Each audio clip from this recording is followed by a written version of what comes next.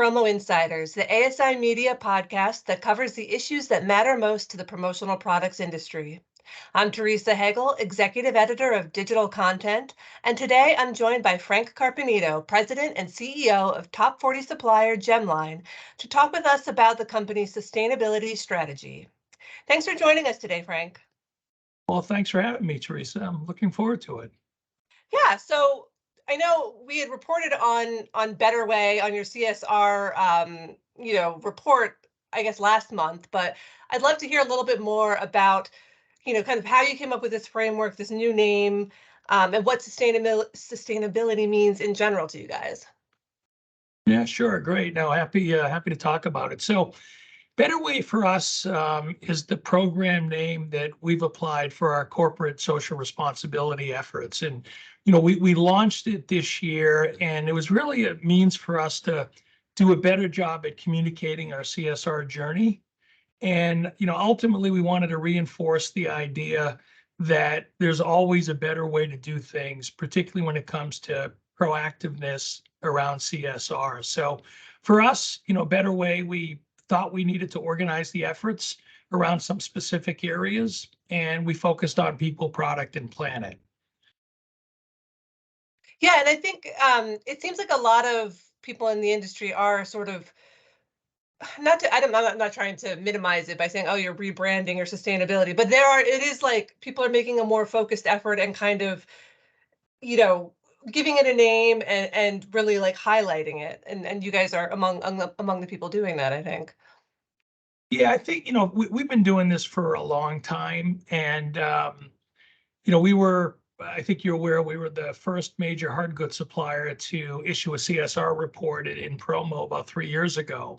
And, one of the things that we thought was really important was to make sure we sort of umbrellaed it. And that's where we came up with the use of the term Better Way. So it allows us to, capture everything we're doing, whether it's around DEI, sustainability, ethical business practices, et cetera.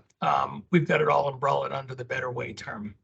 Right, because it's a broad topic, but all of this is sort of coming from the same place, right? Like like you say, from doing things in a better way.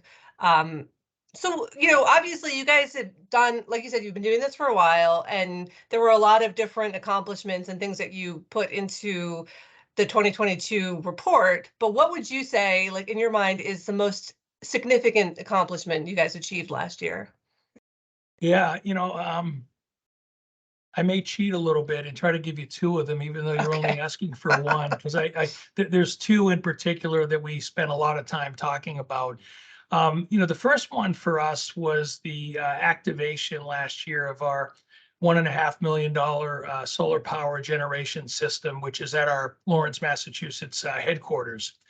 And that system is currently generating 45% of the power required to operate our facility. And, we think it's particularly significant because, today we're the only major hard goods supplier that we're aware of who's made such an investment in alternative energy generation. And we do hope that others follow because this is really a major, major step forward for us in terms of what we're doing here locally. The second thing, and this is one that you've probably heard a little bit about, but for us, it's the accomplishment of eliminating PVC in 78% of our product line on the way to our path to 100% by the end of 2025. And this is an announcement or a commitment we made back in 2021. And it's really centered around the idea that, PVC or polyvinyl chloride is a plastic that is used across our entire industry, and it has been for years, and it's actually considered toxic to humans.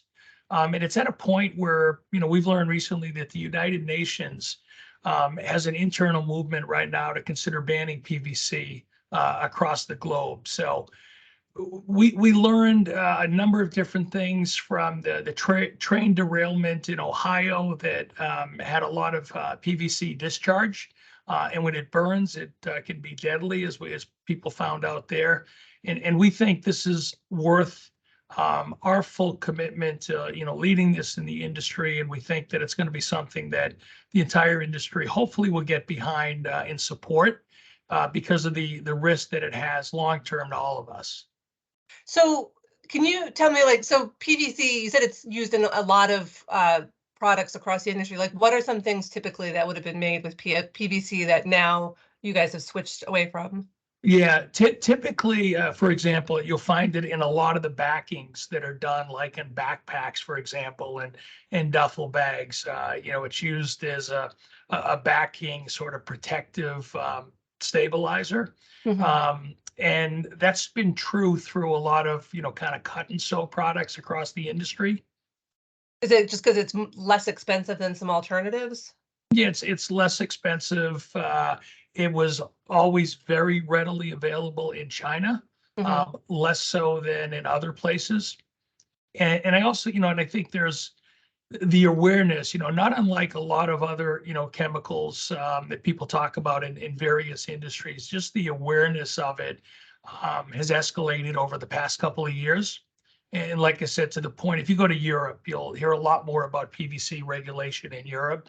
And I think it's something that, as it now makes the UN agenda, it's something that our industry, I think, is going to hear a lot more about. And we've been actively talking to our partners for the last year or so on this effort. And we finished last year at 78% of our product line. And right now we're tracking already at about 85% with a goal of getting to 90 by the end of this year. Okay. So what can you replace it with? What is the alternative? Yeah, there are a number of different options. There's RPET, which is recycled fabric that can be used, and there's some other cleaner fabrics. I don't want to share all the ones we're looking at because not everybody might be looking at the same fabrics, but there are alternatives out there. Some of those alternatives are more expensive, some are less available. So there's, the project is really a pretty significant project, but ultimately it's going to be better for the environment. It's going to be better for the safety of people that are using the products that we put out, and hopefully the rest of the industry puts out. Right, right. So, I mean, I guess we already sort of talked a little bit now about some goals you guys have for this year, but I know there were a bunch of kind of ambitious goals that Gemline has kind of laid out for this year and going forward.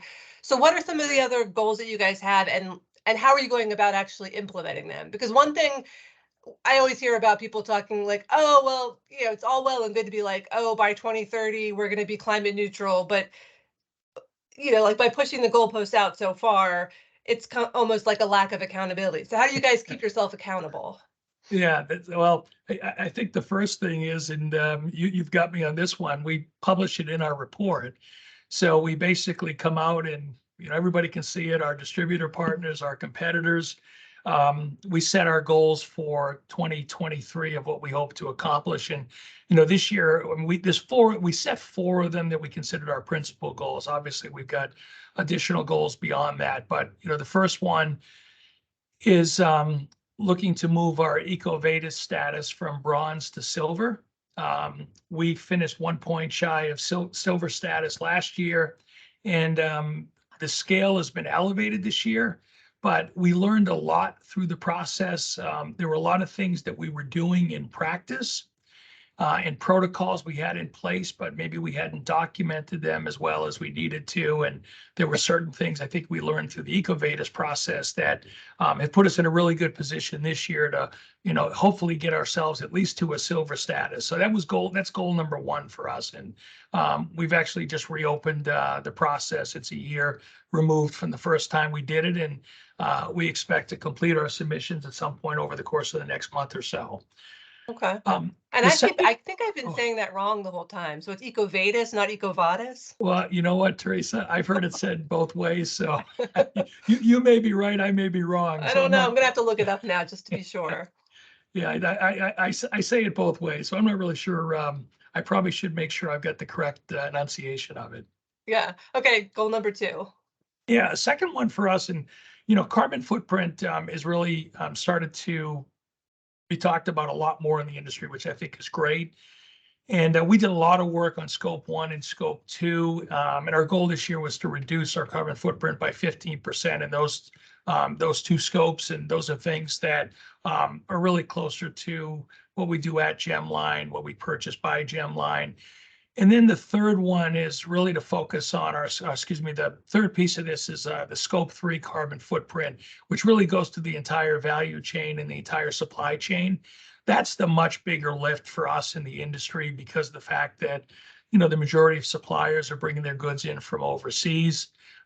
There's a lot of downstream carbon footprint that's created when the materials are constructed, when they're transported, when they're finished back in our facilities in the US, et cetera. So our goal is to really leverage the focus and knowledge we've gained over the past year or two. We've got a dedicated team that's, working on scope 1 and 2 and hoping to begin to really start to move the needle on scope 3, which is the last one that most people are tackling because it's also the biggest lift. Yeah. But I mean, is it like, it seems like that one is the least in your control. Do you agree with that? Or is there ways to control that? Yeah, it's the least in our control, but it's certainly one that we can all, influence and really understanding what happens in the carbon footprint all the way downstream with our materials, with the production of our product, with, how we transport the product, the options to, near shore product where that's a possibility. There's a lot of levers that we can affect to impact scope number 3, but it's definitely the hardest one for all of us. Okay. Yeah. The third objective for us is to reduce the amount of waste that goes into our energy recovery. And I don't know how familiar you are with the EPA waste hierarchy, but it starts, at the bottom with incineration, and at the very top is composting. Okay. And in the middle are things like, recycled use, recyclability, or recycling materials. So for us, it's centered around optimizing our internal recycling processes on the factory floor, in the office, and really up and down our supply chain. And, what we are working to do is improve the quality of the waste that we output as a company. We don't put anything into landfill, so we've got a good starting point, but we'd like to get as much as possible into, full recycling processes. And some of our food products in food used in the building, we'd love to get to composting, but I would say that's a little downstream for us. Right now, it's much more concentration on recycling and reuse to minimize the amount that would go into incineration. Okay. And then our final objective, which I sort of spoke about, is achieve a 90% PVC product line. So to go from the 78% achievement last year to get to 90%, and ultimately our PVC path, free, right? PVC free. PVC free, I'm sorry. Yeah, and ultimately our commitment was to ensure that our products, our inks, and our packaging, and 100% by 2025. And Okay. so we've got stepping stones along the way. Obviously, the last 5 or 10% are always the hardest, but we feel like we're in a pretty good place. We're already at 85% today with, 8 months left in the year. And we're quite confident that we'll get to the 90% level by year end. And this has become a filtering process for us, whether it's our own products, our brand partners, our fabric suppliers, et cetera, that we use it as a gateway for just making sure everything we're developing going forward is PVC free. And then everything that's currently in the line that is not, that we're eliminating it from the product line. Okay. And I mean, I think it's one of those things that's encouraging when, a distributor can see like the progress you're making, you know what I mean? Like, so you have that goal in a couple of years, but we can see, like each step in the process. So that's really important. So, maybe we've touched on this a little bit already, but what would you say are some of the biggest challenges Gemline faces when it comes to all of these sustainability efforts? Yeah, and that's a good question because they're certainly out there, and I think most of the challenges are not specific to Gemline, but they're probably ones that our entire industry tackles, particularly suppliers. I've talked about this recently, and I've identified, I think, 2 challenges that I think are rampant for all of us. You know, the first one is really about trust throughout the supply chain. And what I mean by this is that very little in our supply chain is actually regulated by any type of governing or oversight body. And so as suppliers and distributors, we're left to trust the downstream, behaviors and commitments of the factories that we deal with when it comes to sustainability. And this really hit me between the eyes a couple of weeks ago. We were having a conversation with one of our biggest distributors, and we were talking about 100% recycled stainless steel drinkware, which one of our competitors came, excuse me, which one of our competitors came to them with. Mm-hmm. Excuse me 1 second. Mm-hmm. Are you having allergy issues? Because I know I am. I don't know if it's allergies or it just went down the wrong way. Oh, But okay. so in this conversation, we asked the distributor, how do you know that the product is actually recycled, since there was no way of proving it? And their answer was pretty simple and what we expected. They said the supplier told us it was.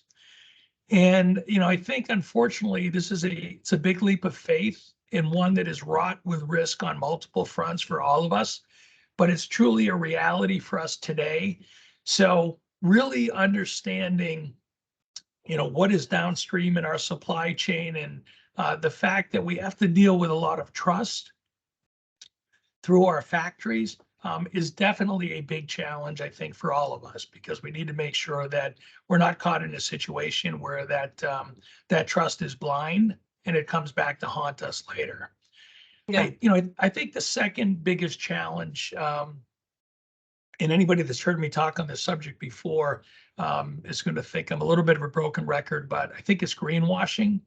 Mm. And it's already somewhat rampant, I think, in our industry. And I know that's a pretty bold statement, but I see it and I believe it. And I spent a lot of years in the organic food business, and I saw similar things happen. And the one thing that I talked to a lot of our distributors about is that it's a huge risk to our collective credibility as an industry with our end users if we don't hold one another accountable for being fully transparent and living up to the commitments and the data that we provide.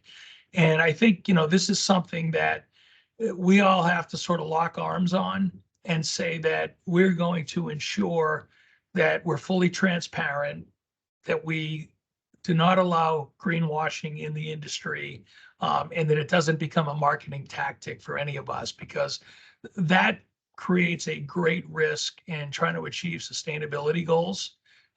If people become confused and misled by claims that aren't supported. Right, right. I agree totally. Do you think that the greenwashing that's happening in the industry is done knowingly, or do you think that there's people that are just kind of ignorant and don't realize they're doing it? Like how, like, I guess, what is there, like a malicious, not malicious, but you know what I mean? Like, do you think it is like they're misleading people on purpose or just through ignorance?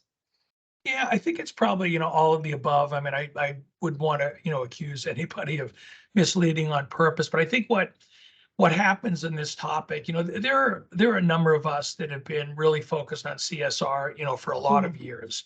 Mhm. But suddenly in the last year or two, and I remember one of our large distributors saying this, that on any of the RFPs, it used to be a nice to have, and that suddenly turned into a must have for a lot of channels or Yeah. segments, a lot of Right. verticals. So I think what happened is that some people said, oh my God, we have to say something, we have to do something. And, maybe what they did is they stretched the truth a little bit. I'm not sure they're outright, lying or intentionally misleading. But I think what happens is you get people that start putting out some claims that maybe they have not gone back through their channel and ensured that they're all 100% accurate. And I think on other cases, it's, people maybe trying to do the right thing, but they don't have the depth of resources to really understand, what's happening at all their factories overseas. And they don't have the ability to, have people in those factories, on a daily or weekly basis to just make sure that the claims that they're making are fully substantiated. They may be relying on a phone call to someone at the factory to say, are you guys doing the following? So I think it's a little bit of all of the above. And some of it, frankly, is, as people get up to speed and learn more and get exposed to more. And, I think we've seen a half a dozen distributors and suppliers issue their CSR reports in the last couple of weeks. And I just find that, so encouraging. And it's just great that, people are paying more attention and we're all educating one another, and that's just going to help. Yeah, yeah. And I think you're right too, that like a lot of, it used to be a nice to have, now it's becoming a must have. And there are a lot of companies that are at a disadvantage because they weren't taking it seriously before. So now they have to kind of scramble to figure this stuff out. Whereas companies like you that have been, releasing these reports for a few years and focusing on it, you're a little bit ahead of the game, which is, good for you, but like hopefully the rest of the industry can kind of catch up. Um, and I think, like you said, like a bunch of companies have released their CSR reports, and it seems like strides are being made. But like, what do you think the promo industry kind of as a whole needs to do next to keep this momentum going and keep the sustainability and like kind of raise our profile with people? Yeah, I think, well, first off, I can't agree with you more. I think the industry is definitely making big strides, and, more and more people are taking this seriously. And, I was saying to somebody the other day, I mean, we're fortunate, Jonathan Isaacson, my boss, the owner of our company, he put this in place, years ago. So we've been doing a lot of things for a while. And I think that's terrific for those of us that have been doing that. But I'm, equally excited on anybody else who's jumping on the bandwagon because they know it's important to end users. And I think that's, only good for our industry. And, as far as the path forward, I think it's just important that people make sustainability a corporate priority. I mean, this is definitely not one of those, it's not one of those responsibilities or initiatives that you can put as a, secondary to do. It has to be a priority. We all need to be focused on, educating all of our stakeholders. I mean, I was in Asia for the last 10 days, and we spent a lot of time talking to our factories on better understanding what are they doing around sustainability initiatives. So, stakeholders up and down the chain, really important that, they get educated.